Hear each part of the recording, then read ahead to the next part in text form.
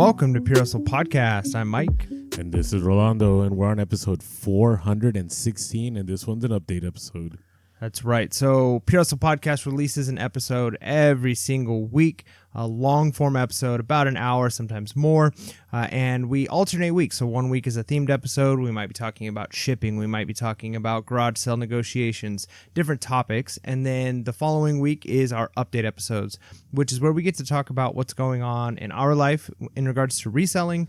We get to talk about the reselling world in general, what's the breaking news in reselling, what's going on with eBay, what's going on with Amazon and all the other platforms, what's going on with shipping. So we get to talk about those things, and we also give our spicy BOLOs, which are things that you should be on the lookout for while you're at garage sales, thrift stores, on Facebook Marketplace, all the places. So we really enjoyed doing these update episodes. No, and the thing is, it's kind of like it's always, you never know what to expect. Like, things change. And the theme episodes are pretty constant. So if you ever want to follow us and see what's going on, also catch us out on social media. We're Pure Hustle Podcast on all social media platforms, or Pure Hustle Cast on Twitter. So what is going on with you, Mike? Yeah, so I don't have a ton of great sourcing stories this week because my family has been sick. Like, we went from, we thought it might have been food poisoning for a bunch of my family members, but then we realized there was also like a stomach bug going around. So it may have just been a stomach bug of some kind. But yeah, we definitely had a good 24 hours of lots of mess to clean up and very little sleep. And then, because I got little ones, man, I got kids, and then my wife was sick too. And then also I was dealing with a little bit of a head cold. Then my wife and one of my kids caught the head cold. And so it's just been like basically 2 weeks of being miserable. So going out sourcing just wasn't an option with the lack of sleep we were getting, just me needing to be around helping with the family, especially on Saturday. Saturday is kind of that one time you can hit garage sales and thrift stores if you're a part-time reseller like I am. Because, most of your energy and effort has to go to that 9 to 5. Now, that is one of the benefits potentially of being full-time, right? Orlando is like you can kind of adjust things and move your schedule around a little bit. But then at the same time, when you're really sick, and you've had that, where you kind of are in a real bad position because unlike a 9 to 5 where you can, if you're bad enough, you could call in sick, you might still be getting paid. You got paid sick time. Paid personal time, but that doesn't happen with reselling, right? Like, you can't just say, I'm going to take a paid sick day, because if sales come through, you still got to do the packing. You still got to ship those things out, unless you put your store on hold, and then you're not getting paid at all. So there is some benefits to being a part-time reseller, but I did get a lot of listing done because I was kind of like, I don't want to completely give up reselling. Like, I'm already in a bad situation, so excuse me. How do I make this better? And one of the ways is, hey, if you're already up late with a sick, crying kid, you might as well post a couple of things, So got a lot of listing done and tried to redeem the time. And kind of one of the takeaways from that, obviously sales pick up, right? So when you're listing more consistently, you get that influx of sales. So as much as my favorite part of talking about stories on the podcast is always the sourcing stories, the reality is sourcing the things is only half the battle. And too often I'll source a bunch of stuff and I'll only list the things I'm most excited about listing. And so I end up with a bunch of things sitting in a death pile somewhere. And that's the part that we call them death piles for a reason, right? Because items go there to basically die. They never get touched for a long period of time. But I've been kind of pounding through some of those and sales have been coming through. So it wasn't all loss. I did feel bad a couple of times. I'm at work and a couple sales would come through and my wife would have to get them packaged and shipped out, and I know she was sick and the kids were sick, so part of me was like, maybe I should have put the store on hold, but it wasn't so bad. But that was mostly what I was doing, is just listing, doing some packing, doing some shipping, handful of sales coming in, some bread and butter items, no like major home runs, but enough to keep this eBay grind rolling. What about you, Orlando? But I will say that's the nice thing about eBay is, yes, there is a point in time where you can't completely step away, but if you need to, especially if you're part-time, like, you can still have those sales that come through, right? And so that's one of the things I do miss about part-time is that even though, full-time you're always having a list and you're always having to ship things out, the nice thing about part-time is, you could be off for like a week or two and you can just pick it right back up, right? I think about my son right now. He's off at college and his store, I'm trying to keep it alive, but it's kind of hard because I got to keep my own store alive. But I know that when he comes back at the breaks and he starts to listen again and things are selling, like it's gonna be fine. It's gonna be okay.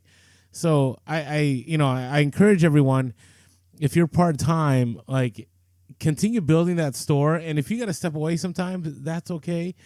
Don't feel like this constant burden to keep listing. But if you're full time, feel that constant burden because you have to. You have no options. I want people to know that. Like if you go full time, I'm like, have a backup plan. For myself, it's just me, so I'm kind of done. Like if things don't, if things fall, let's say I end up in the hospital for a reason for a month, like my eBay business will continue having sales, but I will have to probably shut things down because I don't have anybody that can come in and ship. Now, the nice thing is, go ahead.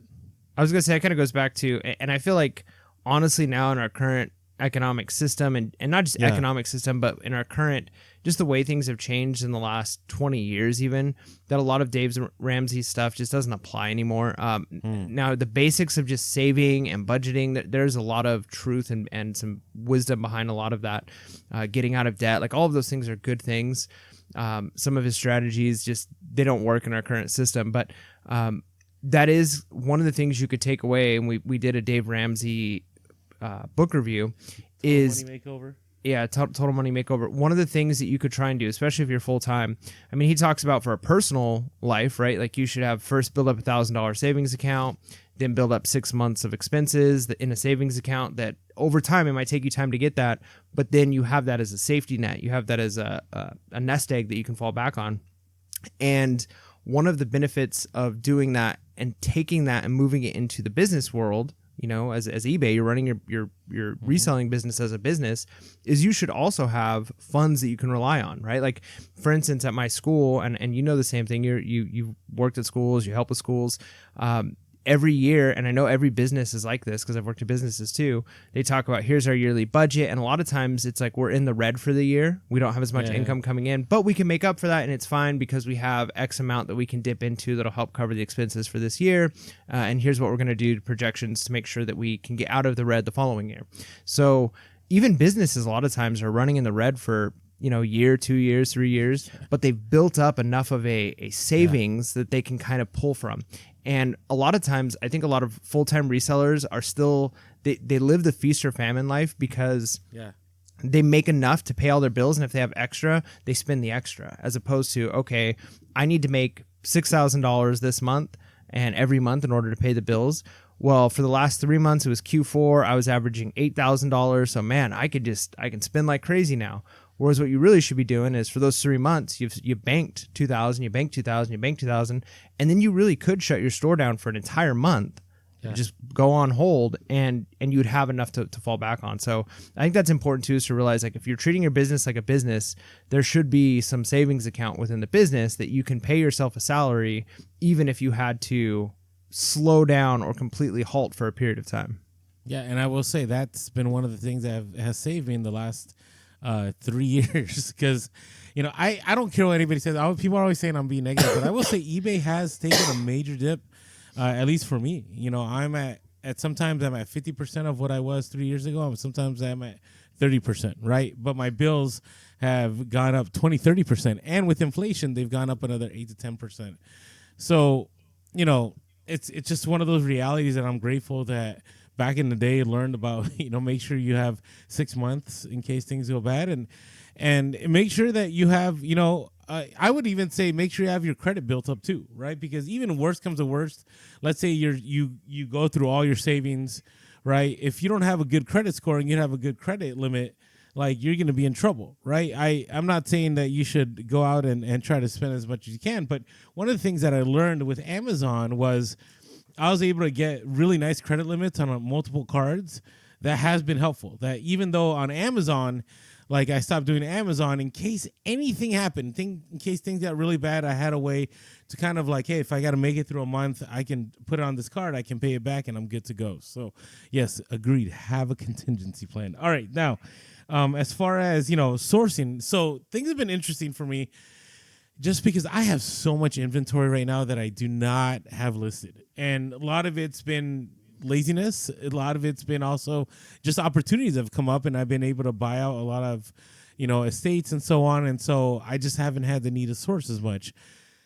my friend that came down from San Francisco that offloaded a bunch of inventory. I have about 95% of his inventory listed, but it did take some time, right? So I didn't have to go out to, private picks. I didn't have to go to thrift stores. I kind of had that inventory. Then I have inventory that I sourced over the year. I had said this, whenever the opportunities, especially in 2023, 2022, like keep sourcing because you never know when sourcing will dry up. And so I have a lot of that inventory I've been able to list. And the interesting thing is I've still had sales come through. And what I've recognized is how things have shifted in my inventory. And I've mentioned this before, where I was very big on clothing and shoes, and now I'm big on collectibles, on hard goods.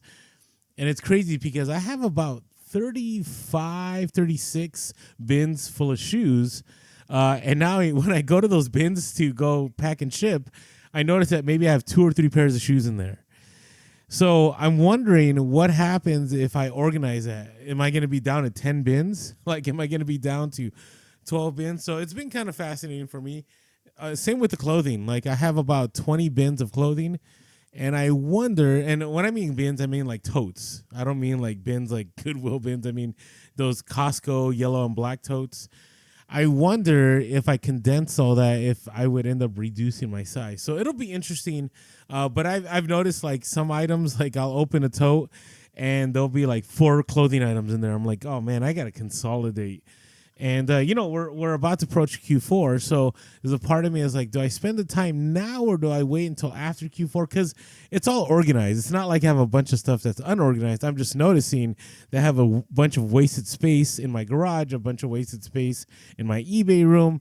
And maybe it's time for me to consolidate that. Now, when it comes to sourcing, I'm excited about garage sales again. The weather has calmed down. One of the reasons we recorded later last week was because my AC went out, and it was about 105 degrees. And I got to tell you, that's another thing you got to think about. Like, in reselling, like, no matter what happens, you got to still pack and ship, even though it's super hot. But weather has calmed down, and I do think garage sales are coming back. This last weekend, there was a lot of garage sales. Unfortunately, it was only one garage sale that was worth going to. But I want to encourage people that if you go to garage sales, like let's say you go to 10 and let's say you've gone to 6 and you're like, man, I haven't found anything, keep going. Because it could be number 7, it could be number 8, it could be number 11 that was off the beaten path that you ended up going to that ends up being the score. And for me, it was the very first one. So if you follow us on social media, you caught this on our Instagram story. But, I got up early. I was all pumped, ready to go. And it was funny because I go to this neighborhood and I'm like, oh no, is this one of those repeat ones that I've been to like 8 times? Luckily, it was one that was across the cul-de-sac. And so it wasn't the same one. And I show up and, all these resellers are there and they're picking up a bunch of items. But I see onto the left, there's the whole nativity scene of blow molds. So, you got baby Jesus, you got the 3 wise men, you got 2 shepherds, you got Mary, you got Joseph, you got some other random characters there. And I walk up and I see the lady and I say like, hey, by the way, just wondering how much you are selling those for. She's like $20 for the whole thing. And I was like, $20 in my head. I didn't say this out loud. And then I was like, okay, do I haggle? Like, do I tell her 15? Right. And I was like, you know what? $20 is good. I'll take $20 because the reality is some of those blow molds are worth like $100. And I picked up 10 of them. And those 10, if they sell even at $50 a piece, it's going to be $500 gross profit. Some of them are going to sell for about $100. The fact that you even had a second there where you thought about negotiating that down, man, that's bad. That's bad. No, it's business. It's business. Actually, catch our live that we just dropped where we talk about this. Like, when should you not haggle? When should you say, hey, this item actually I've severely underpriced? But, it was just every dollar counts, right? But I'm glad I didn't because out of nowhere, I see one of the moms there and goes, hey, Mr. blah, blah, blah.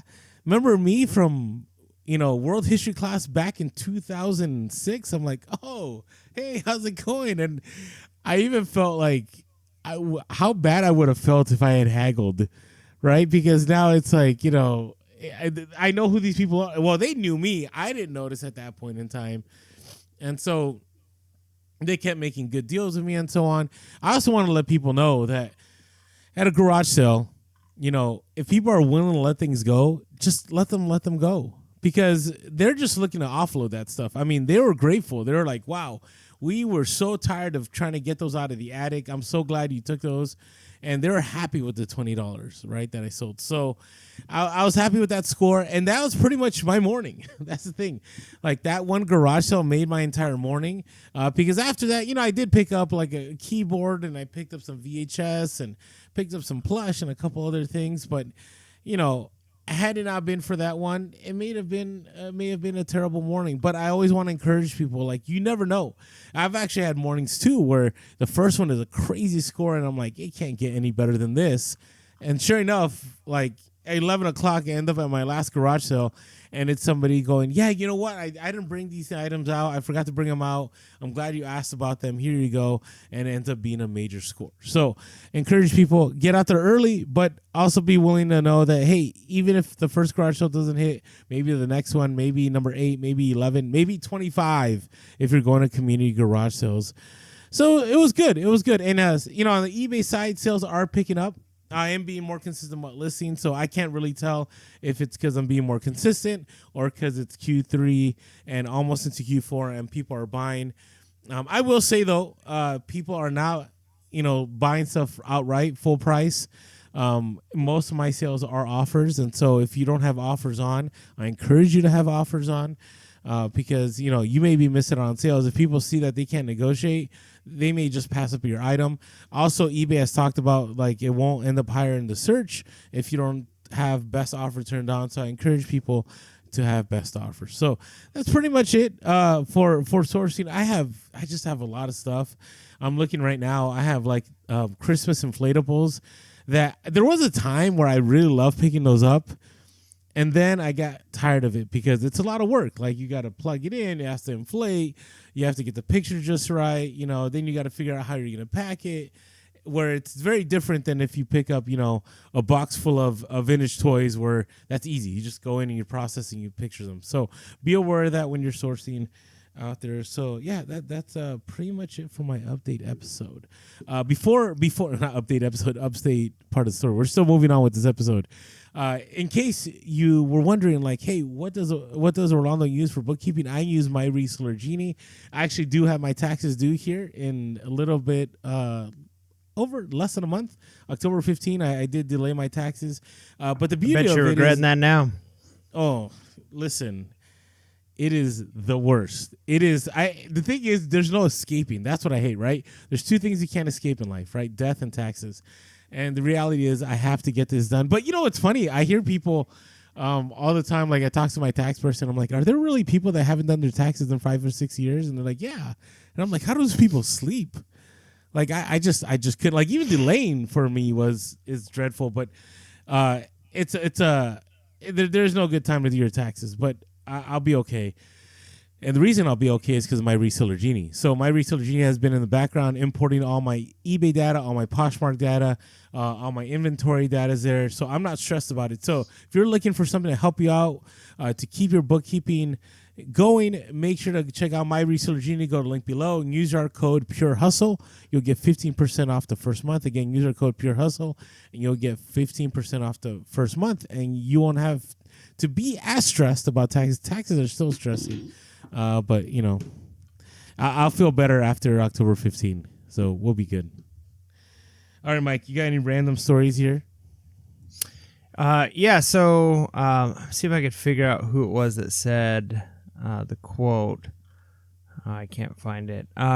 So I was thinking about this quote that I think it was maybe C.S. Lewis, maybe not, I might be misattributing it, but it was something to the effect of, usually people don't need to learn new things, they just need to remember what they've already learned, and something to that effect. And it's amazing that I've been doing this for a long time now, right? Like, I'm the part-time reseller on this show, but I'm not a new reseller anymore. Like, this is going on like 6 years of reselling. That's crazy. And so it's amazing, though, to think about how many things that I forget. Right? Like, I might have learned about an app, I might have learned about a technique, and then you get into a different niche, a different style of selling, and then you forget about something, and then something brings it to your mind. So I'm still signed up for is it the Nextdoor app? What's it called? Yeah. Neighborly. Neighborly. What? There's another app called I think it's Nextdoor? I think it's Neighborly is the app, right?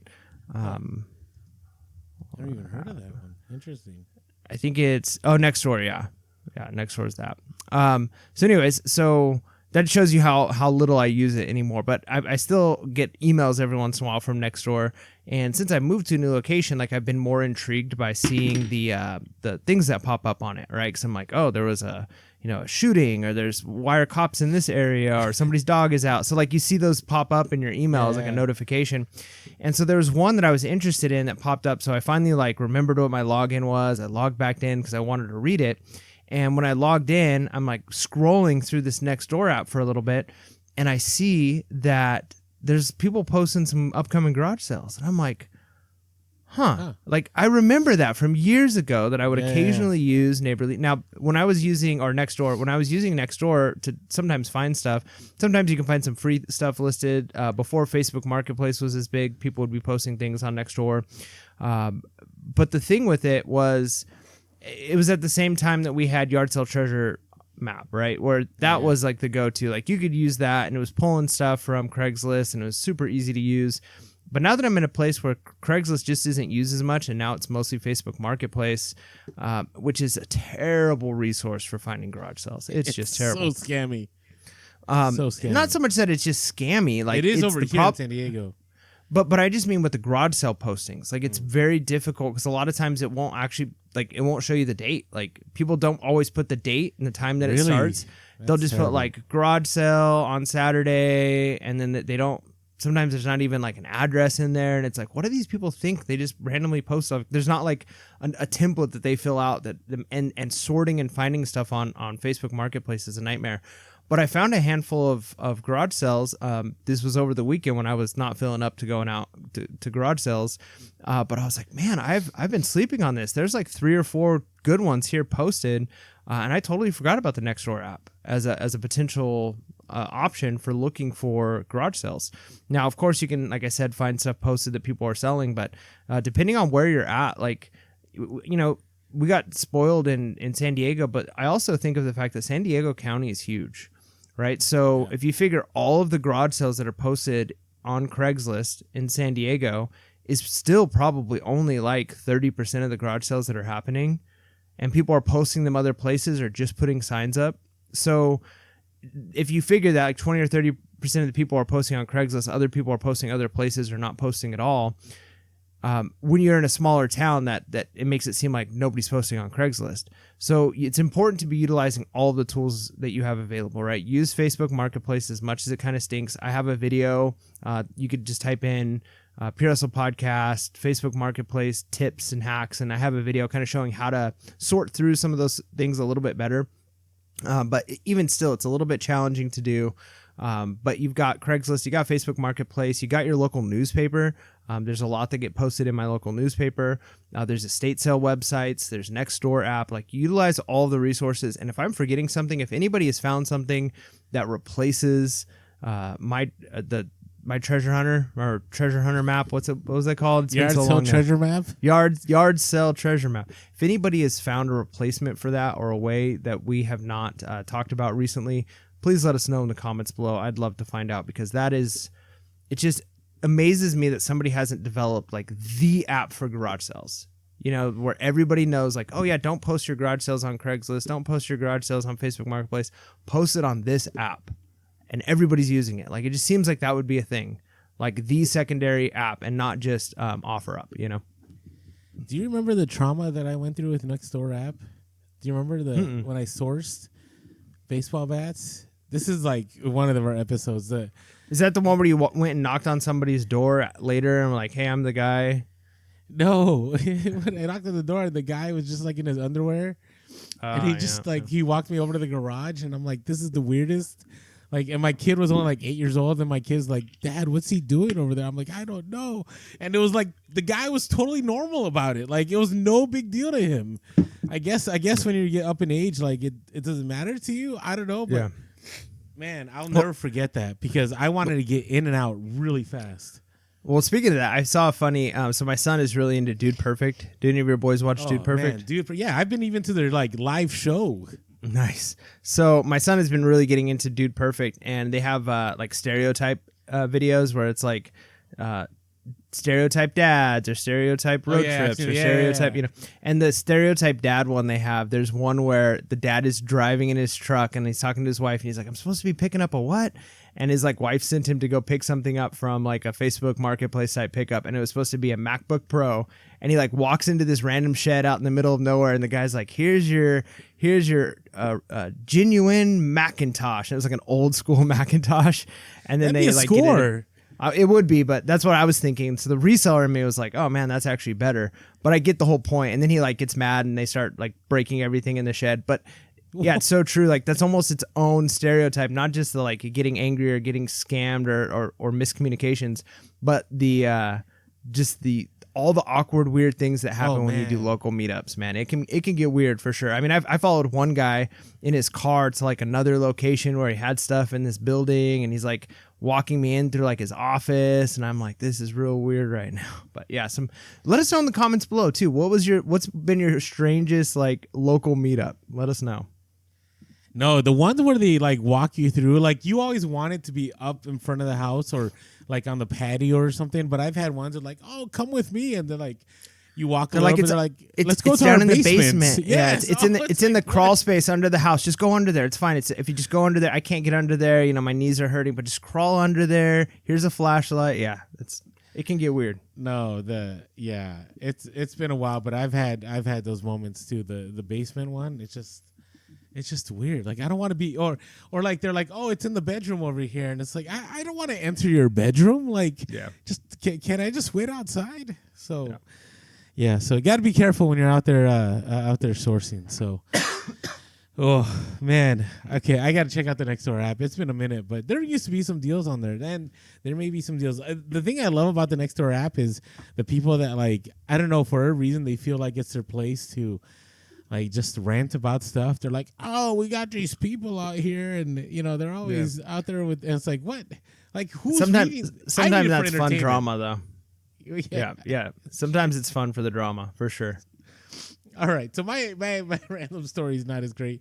I just I've been dabbling in Amazon again, and I got to tell you, like Amazon does weird stuff. So I had stuff that I had listed on Amazon probably for like years.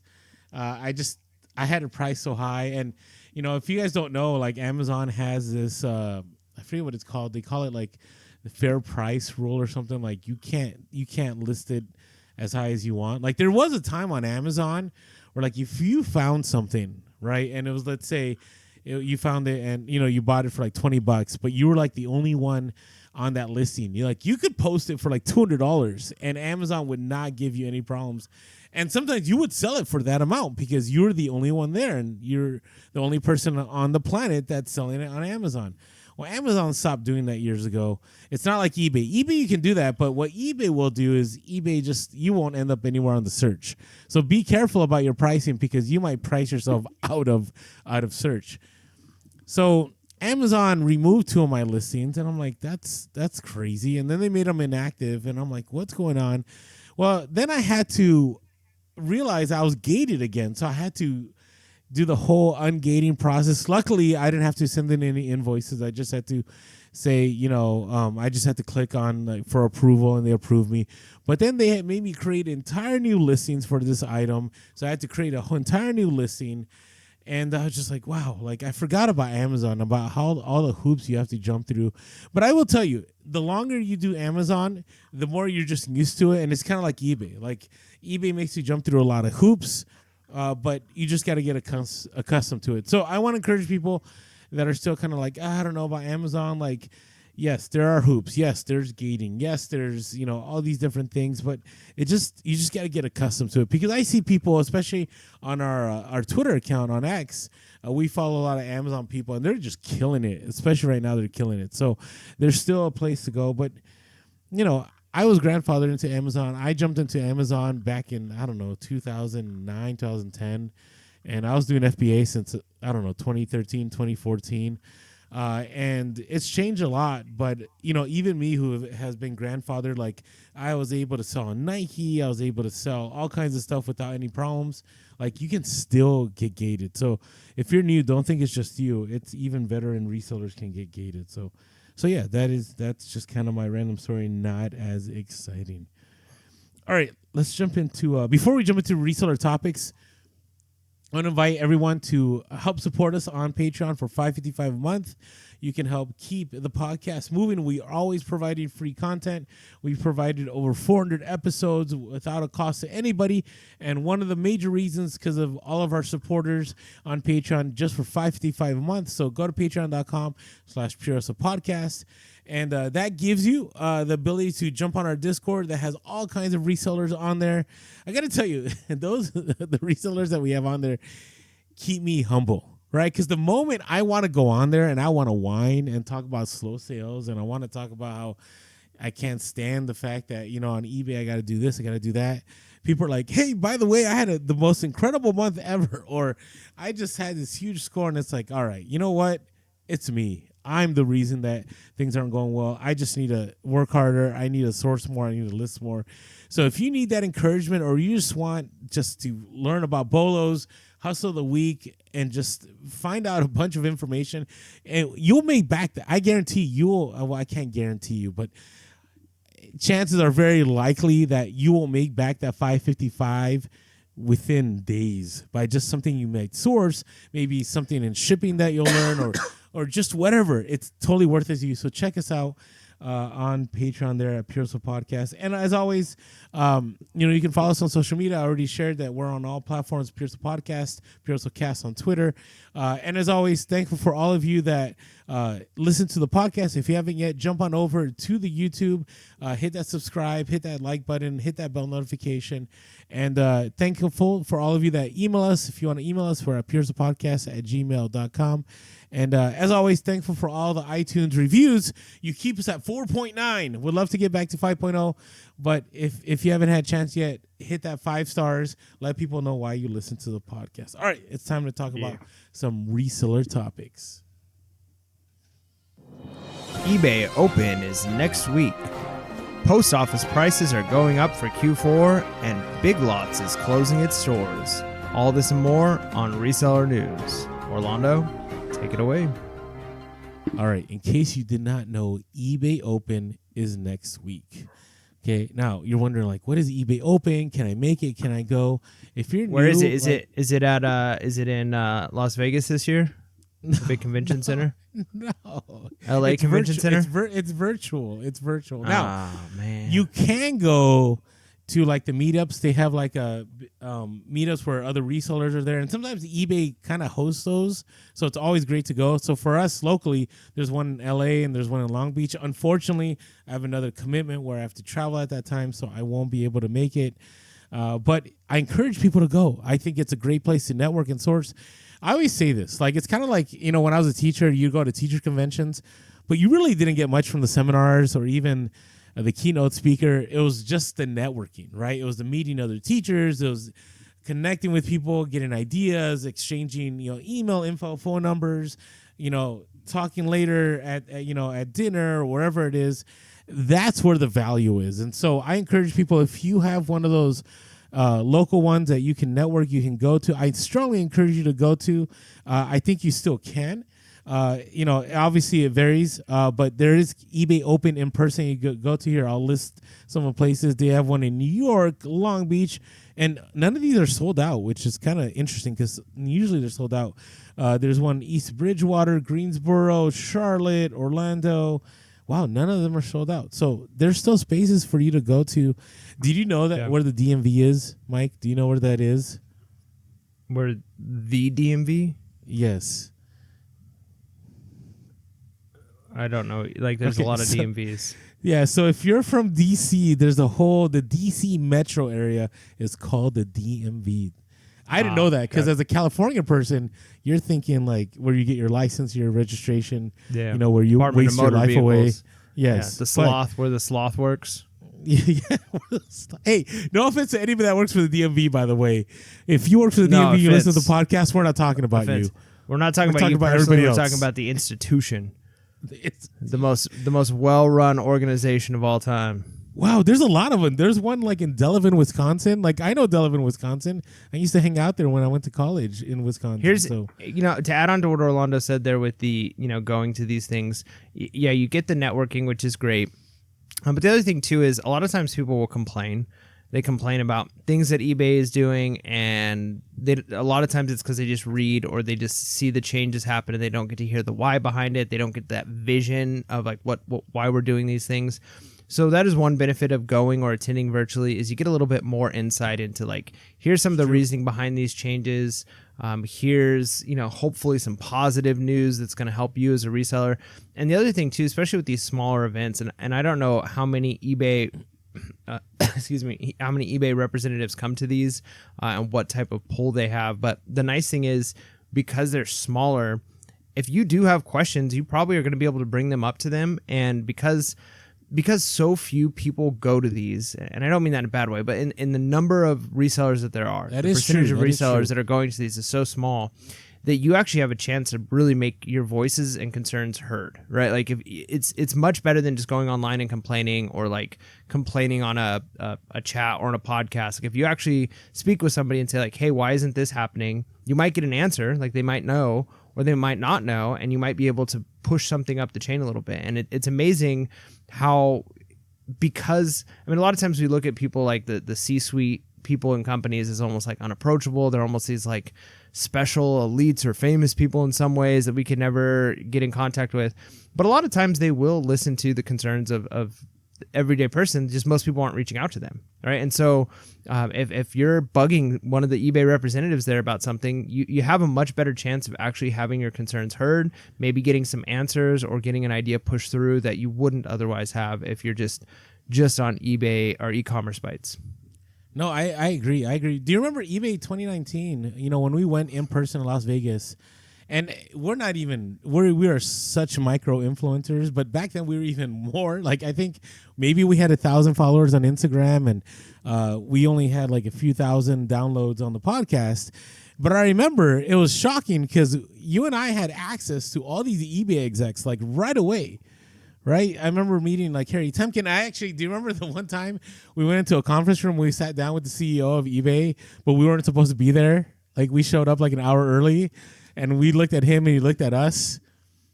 And it was like, what are you guys doing here? And I was like, I think we were supposed to meet for this meeting here. And they were like, this is actually for this. And we're like, oh. Well, hey, Devin, it was nice to meet you. Shook hands and we walked out of the conference room. But that's kind of like what it's like. Like you have access to all these individuals. And so, yeah, if you ever want to get somebody's ear. And by the way, be willing to be very transparent because I had controversial takes, which was great because, I had mentioned, I remember there was that one where they were talking about that eBay is going to start doing stale listings. Like if it was more than 90 days, they're going to put you lower in search. And then I had asked the question like, hey, what if I do promoted listings? Will my stuff never go stale? And they're like, oh, didn't even think about that. And that led to a bigger conversation and it changed some things in the promoted listings. So always be willing to have those conversations when you're there. So yeah, I agree with Mike. Like if you're able to go in person, and you never know who's at the in person too. Like sometimes Jamie Ioni, the CEO, may show up at your in person. You don't know. Or maybe another eBay exec will be there that will have answers. Now, I will give a little warning here. And here's my warning. My warning is there's a huge difference between the tech people and the sellers that go. And what I mean is this. The tech people may have like answers. So for example, there's training sessions that are put together by tech people. And they may say a lot of things that on the tech side works for them, right? They're like, oh, this makes sense. Like you should use these keywords or you should promote at this rate or you should do this. But the reality is like if you're a full-time seller, it may not work for you. But if you go to the sessions where it's sellers, they call it seller labs that are by sellers, those are very practical, right? So if you're a full-time seller and you go, I encourage you to go to people that are full-time sellers. If you're a part-time seller, I encourage you to go all of them. But the reason I say that is what may make sense to a tech person doesn't make sense to a person that is reselling on eBay day in and day out. And if you want to hear more about what we're talking about, I do want to talk. I haven't said this to Mike, but on Monday, I think we're going to have a live. And the live is about the bad advice that were given by eBay, directly from eBay, that made sense to them as people that work at eBay, but it did not make sense to resellers. So, but I encourage you to go. And again, if you miss some of these, they do have the videos later on. And I think it's very important because there's a lot of good info that sometimes gets skipped over. You might go to a session and the person's like really boring, and within 5 minutes, especially because it's online, you're like, never mind, I'm gonna go somewhere else. Go back again and like maybe put in the background while you're listing on eBay or you're doing something, because there may be some key information on there that will help you in creating listings, or if you're trying to source on eBay, or just something new that you could learn. So I encourage everyone, we're not paid by eBay, but I do think you should attend the eBay Open. I think there's a lot of good stuff there for you. All right. So the next one, I don't know, did you notice that prices went up for like shipping on USPS? Was it just me? I think did I miss the announcement? I think we talked about it too on the podcast. Remember, because we discussed the idea of it's frustrating, but it's also not like, I'm not surprised. Prices are going up everywhere. It only makes sense that we're going to see increases in prices there. It's one of those things like we could be upset about it in a way, but in another way, it's if you had a brick and mortar store, your electricity prices would have gone up, and all your prices go up. Your insurance prices go up. Everything is going up. So it's not a shock that shipping prices have gone up as well. I mean, it's frustrating, but it's also, if our costs of doing business have increased, so has the post office, and so they're going to have to cover those expenses somehow. And so it's just kind of this vicious cycle that doesn't seem to have an end. But it hasn't gone up so much that I'm like, oh, I was able to make it and now I can't because shipping is outrageous. But if you're running on really slim margins and you now have to increase your prices and now you're not competitive, or you have to cut into your own profits in order to cover that expense, and you're running on those razor margins, you're going to be in a world of hurt for sure. I don't know, something. So I'm looking, maybe there's a discrepancy between the app and the desktop. Let us know in the comments. But like, for example, I ship out medium flat rate a lot, right? The medium flat rate box. And for me, because I'm a top rated seller and so on, it's about $15. But like this morning, I paid $16 for a label. And I'm like, what? Like, why was it $16? And I'm looking on the label, I'm looking on the app right now, and it's $15.19. So I wonder if there's a discrepancy between both, like here, you know what? We'll find out right now, but just be aware that now the reason I bring this up is the USPS did say there is a release out there that they said during Q4, they were going to raise prices. So be aware that during this window of time, it may be good to go to your shipping policies and adjust that. And if you haven't used shipping policies, I strongly encourage everyone to use shipping policies, because it's a lot easier to change like how much you're paying for stuff than it is, to go individually or to bulk edit. It's a lot easier to go into your shipping policy. So no, I don't know. I looked on the desktop just now and the price is the same. But for example, like large flat rate box, a few months ago it was $18 for me. Now it's $20.69. Like, that's a big jump. And you might go like, Orlando, it's only $2. But let's say you're a full-time seller and you sell 30 items that you ship, right? 30 times 2, you're talking about $60 that you're losing. So be aware of that. Use the eBay shipping policies. I'll just read to everyone what USPS said, because USPS said that it's supposed to be temporary. It says U.S. Postal Service proposes temporary rate changes for 2024 holiday shipping season. So the USPS filed notice that starting October 6th until January 19, that there's going to be an adjustment on prices. This is going to be on USPS Ground Advantage. This is going to be on USPS Priority. So be aware of that. And this is obviously going to affect you even if you sell on eBay, because your rates are going to go up. So make sure you got those shipping policies in place so you can easily adjust. I'm probably going to go up $1 on some of my items. And, to each their own. Some people do free shipping, and so it doesn't affect them. But eventually it will affect everyone here. So be aware of that. All right. Now, question to you, Mike. When's the last time you've been to a Big Lots?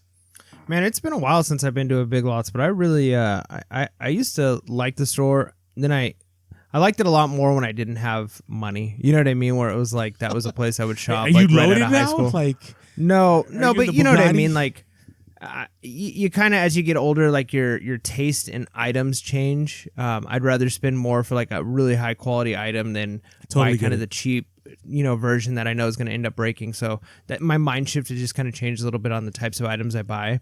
But like my first bed that my wife and I bought when we got married, like the bed that we bought, not the mattress, but like the bed frame. We went to Big Lots and we bought it, and like we bought a bunch of stuff for our house from Big Lots. And so I have a lot of memories of Big Lots for sure. And this is news to me. This is the first time I'm hearing it. Big Lots is closing. Yeah, Tell me about it, man. So, all right. So this is from USA Today. This dropped on September 9th. Okay, the retailer said in July it planned to close 35 to 40 stores in security in the SEC filing, but now they're closing more. Some reports I saw it was like up to 130 stores. It said though the majority of our store locations are profitable, we intend to move forward with a more focused footprint to ensure that we operate efficiently and are best positioned to serve our customers. To accomplish this, we intend to use the tools afforded by this process to continue optimizing our stores, blah, blah, blah, blah. And so they are closing stores throughout the nation. Why do I bring this up, though, when it comes to reselling? Two reasons. One, Big Lots closing is a big deal for a lot of people that do retail arbitrage.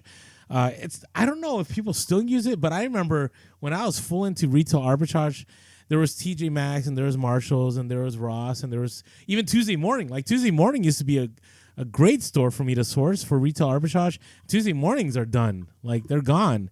At least in my area, they're gone. And so that's one less place to source. And now Big Lots used to be a place you used to be able to get items. And I don't know how often people are going, but there used to be sometimes retail items that you could get to resell. Sometimes it was food items. Sometimes it was toys. But it was a great place to do retail arbitrage. So now what I think is going to happen, you got to be careful, is make sure you understand that like the Amazon is going to get flooded because, a lot of these things are going to get clearanced out. And so people are going to buy out a ton of these Big Lot items. Now, I'm talking about name brand. I'm not talking about Big Lots does a lot of private label, like Chintzy, like, Chinese market stuff. But a lot of the brand name stuff that they sell, that's going to end up on Amazon. So be careful. Some of them will end up on eBay.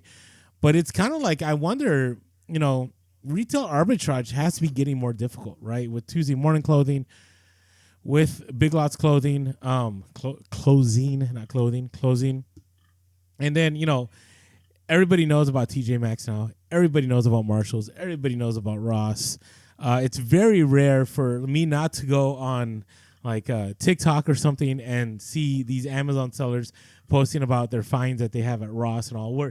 Which back in the day, like that was like you don't do those things. Like you don't go to Ross and tell people. And the reason you don't do that is because Ross and TJ Maxx and Marshalls, generally, they have the same items nationwide, right? So you're instantly killing your market. So here's another place that a lot of people really didn't know about because I didn't see a lot of videos on not just because I didn't, but I don't think there was a lot of people sharing that Big Lots was a retail arbitrage place, and it's one less place to go to. So be aware of that.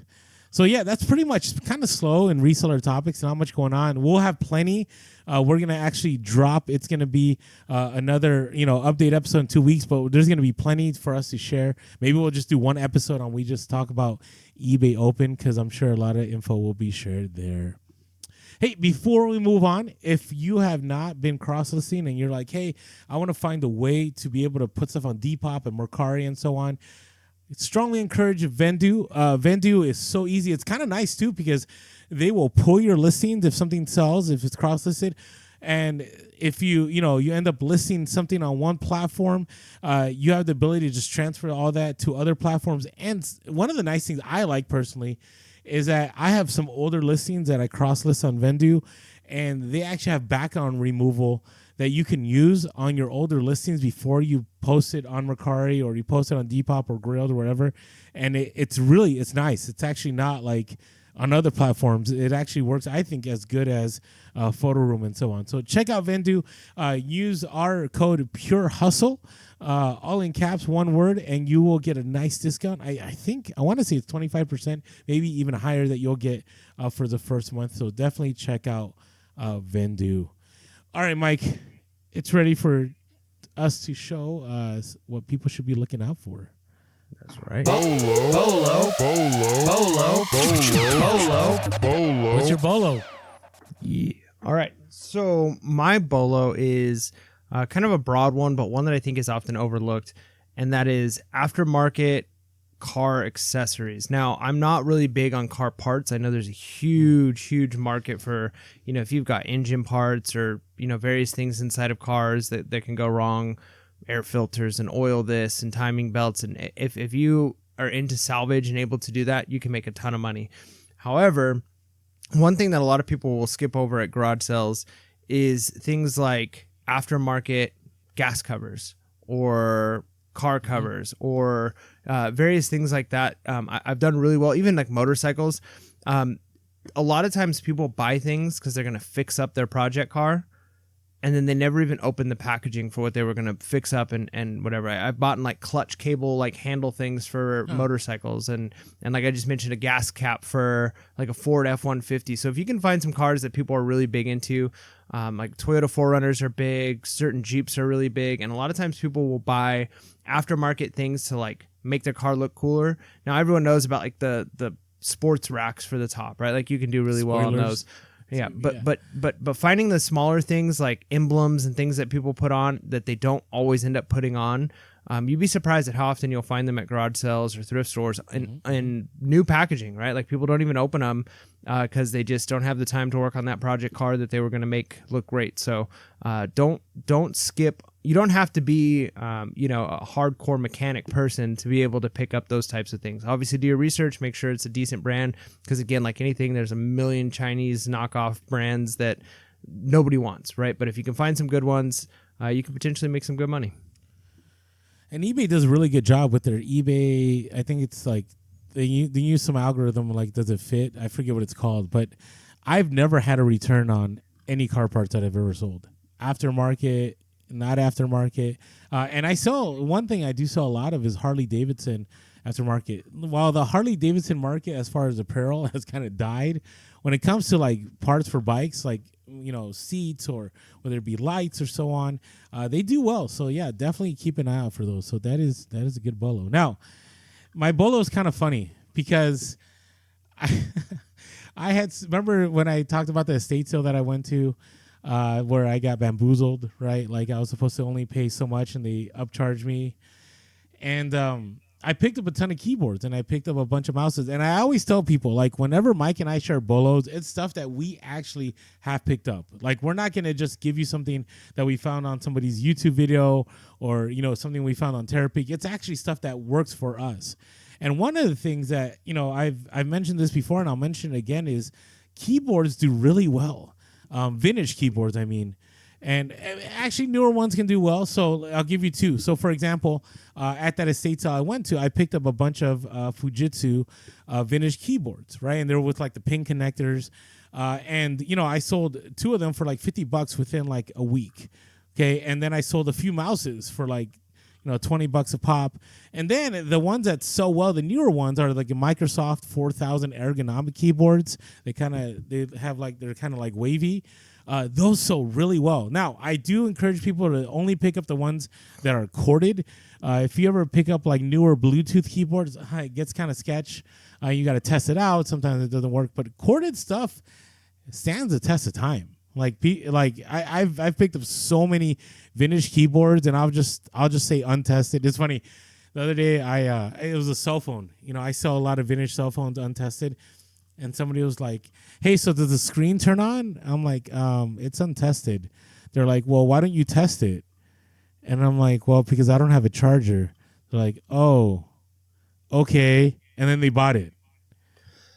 And I'm like, what is going on here? Do people not read? Anyway, that's a side note. But BOLO for me is vintage keyboards, vintage mouses, vintage computer stuff. Part of it, I think, is nostalgic. Part of it is people like to see things working. Like I think I mentioned this.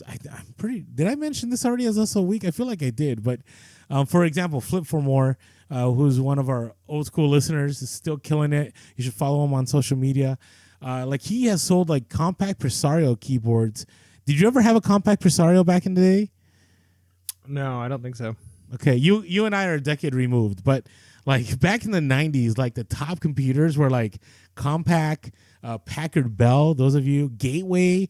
I don't know if you guys have ever heard of those brands listening, but if you're a Gen Xer, like I remember when I was 16 and my parents bought me a Packard Bell computer and it was like 1 gig and it was like $3,000. Like, I don't even know where my parents came up with the money because we had no money, but they figured it out. And, think about 1 gig. But those keyboards, those mouses, sometimes people like the monitors. Keep an eye out for it because there's money in those. I don't know if it's nostalgia or people just, I don't know, they just like using it. So keep an eye out for those. All right, Mike, as we come to the end here, what are you looking forward to? I'm hoping that this next weekend I'm not sick and I can get out and do some garage sales because, listing is good for the pocketbook, but sourcing is good for the mind, getting out and doing some negotiating. It really is. So yeah, that's what I'm looking forward to. I mean, the weather's starting to get good. I mean, we're real up and down here. Like we have our mornings are getting cooler, and we're having some days down in like the 70s and 80s, and then we're back up to like closer to 100. So, but we're getting closer to that time of being under 90 and having some enjoyable weather for people to set up some garage sales. What about you? What are you looking forward to? So I'm also looking forward to garage sales in the sense that, things have cooled down. They're better. I didn't share this earlier, but I went to an estate sale and I showed up and it was like 8:40 in the morning, right? So I show up and there's probably, this is a conservative estimate, 50 to 60 people waiting outside. So I drive up and I ask one of the people, I'm like, hey, like, wow, like, why are there so many people waiting? What time does this thing start? Like, it starts at 8 a.m. I'm like, 8 a.m.? It's 8:40. They're like, oh, it's a really small location. And I looked it up and it was a bunch of Disney stuff. But that is new, Mike. Like, I don't know if we've ever gone to estate sales in San Diego where there's like a crowd of people. Like, I don't know what's going on here, but I feel like that's more becoming common where all the East Coast people here are like, oh, Orlando, that happens to us all the time. So I'm looking forward to garage sales. I'm not looking forward to the estate sales. And then I'm going to experiment something. So Cacique store on Instagram. I'm pretty sure I got that wrong. But she's awesome. She's an attorney and she also sells full time. I want to make sure I get her username and I want to attribute this to her because she shared this tip on social media and I'm like, I wonder if there's any well, I don't question whether it's true, but I want to try it out. So yeah, it is Casa Chic, CASACHIC _store on Instagram. And she talked about the end and so similar. Instead of doing end and so similar and reposting it right away, wait 12 hours before you make that listing go live again. And that ends up triggering the algorithm more. So I'm going to do that. I'm going to do that for 14 straight days starting today until our next podcast. And I'll let you guys know, like, did I feel like, did anything improve? Did I end up having more sales? Did it work? Because if that is true, I definitely want to implement that. But I do want to warn people, it's only going to work for so long. What I find is whenever anybody finds something that actually works, like something happens with the algorithm or maybe the overlords of eBay hit a button and they're like, cancel that. And they end up ending that trick. But I want to see if it works. I want to see, how well it goes. So looking forward to that. And then looking forward to being done with the tyranny of taxes and just being able to breathe again. And I think this next year I'm going to try to get them done on time by April 15. I mean, you've got my reseller genie, man. You got all the tools you can use to make it as easy as possible. I know. And I know for sure it's going to be an interesting year next year because I've just, I think this year I think Q4 is going to go really well, which is going to mean that I'm going to be paying a lot more taxes. So we'll see what happens. Anyways, hey, thank you for everyone for tuning in. Hopefully you learned something. Hopefully there's something you could apply to your own reselling or maybe just some background noise to keep you entertained. And with that being said, make sure to be real. Be relevant. And be reselling. Peace.